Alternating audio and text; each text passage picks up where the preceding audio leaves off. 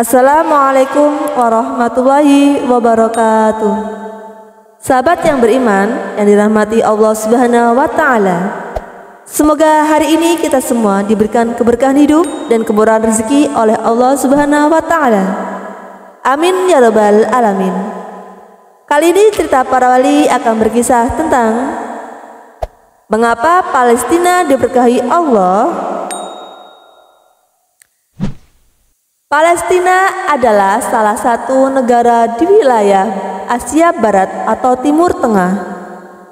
Negara ini berbatasan dengan Laut Tengah dan Sungai Yordan.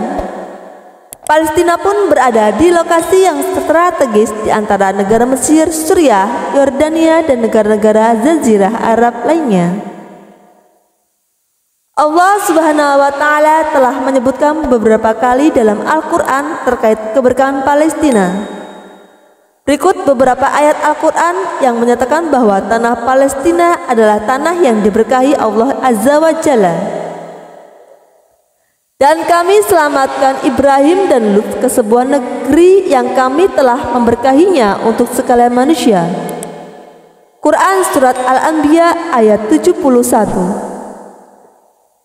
Dan telah kami tundukkan untuk Sulaiman angin yang sangat kencang tiupannya yang berhembus dengan perintahnya ke negeri yang kami telah memberkatinya. Dan adalah kami maha mengetahui segala sesuatu. Quran Surat Al-Anbiya ayat 81. Dan kami jadikan antara mereka dan antara negeri-negeri yang kami limpahkan berkah kepadanya beberapa negeri yang berdekatan, dan kami tetapkan antara negeri-negeri itu jarak-jarak perjalanan. Berjalanlah kamu di kota-kota itu pada malam dan siang hari dengan aman. Quran Surat Saba ayat 18.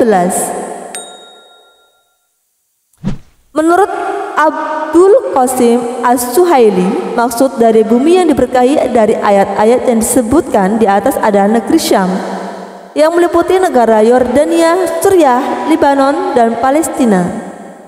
Sementara menurut Imam Ash-Shawkani, negara Mesir pun masuk ke dalam negeri yang diberkahi. Ada juga ahli tafsir yang mengatakan bahwa negeri Yaman pun termasuk ke dalam negeri Syam yang diberkahi Allah Subhanahu wa taala. Lalu mengapa negeri Syam atau salah satunya Palestina termasuk ke dalam negeri yang diberkahi Allah Subhanahu wa taala? Berikut beberapa alasannya. Yang pertama, didoakan secara khusus oleh Rasulullah Shallallahu Alaihi Wasallam.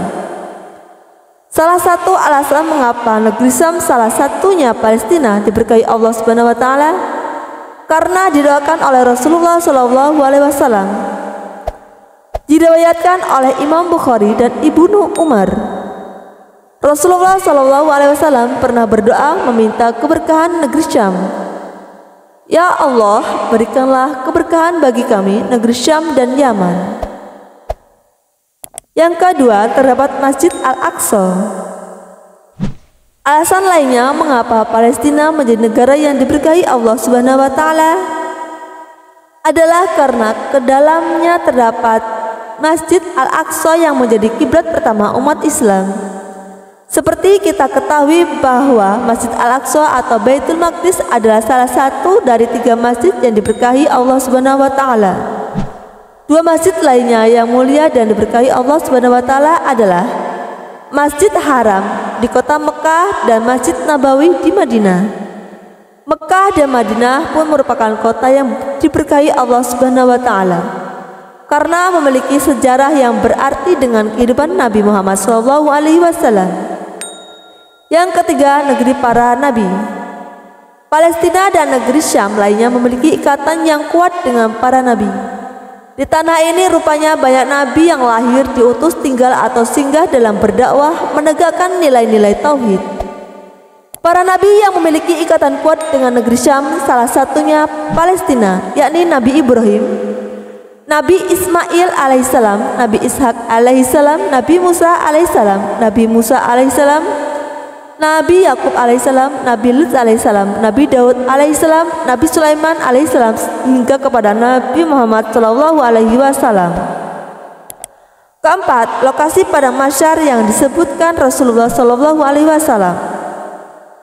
Keberkahan lainnya dari negeri Syam, salah satunya Palestina, adalah kelak disinilah seluruh manusia sejak Nabi Adam alaihissalam hingga manusia terakhir di bumi akan dikumpulkan. Artinya negeri Syam ini akan menjadi padang mahsyar bagi umat manusia.